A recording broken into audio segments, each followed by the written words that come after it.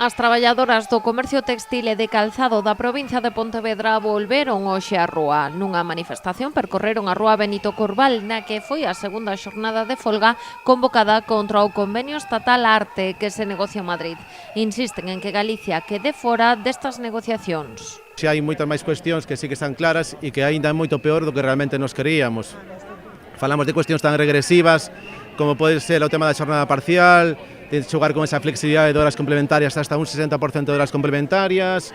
Falamos de cousas tan inauditas nun convenio colectivo como a hora extra, que ten o mesmo valor que unha hora ordinaria. Falamos xa que abertamente xa colocan nesa última proposta que fixeron, xa colocan que a xornada vai a ser de lunes a domingo, polo tanto, os festivos e os domingos pasarían a ser totalmente obrigatorios. Tamén preocupa o impacto que este convenio terá nos salarios das traballadoras. Ter os nosos soldos conxelados durante 20 anos non é unha opción para nós, tal como está a vida. Entón, bueno, aparte do que xa dixo Iván, os dereitos, os días, os permisos, un tema tan importante como é o económico, non podemos permitir que temos ter os soldos conxelados durante tanto tempo.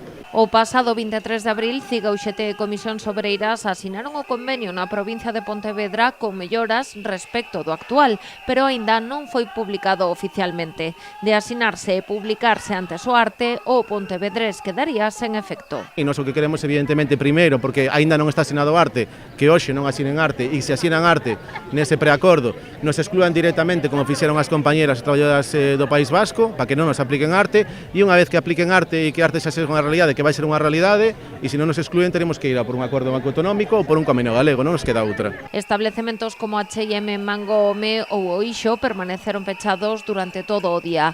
Outros, como Pull&Bear ou Punto Roma, baixaron a persiana ao paso da manifestación, algo que non pasou no caso de Zara. Dende a CIGA denunciaron presións en empresas máis pequenas.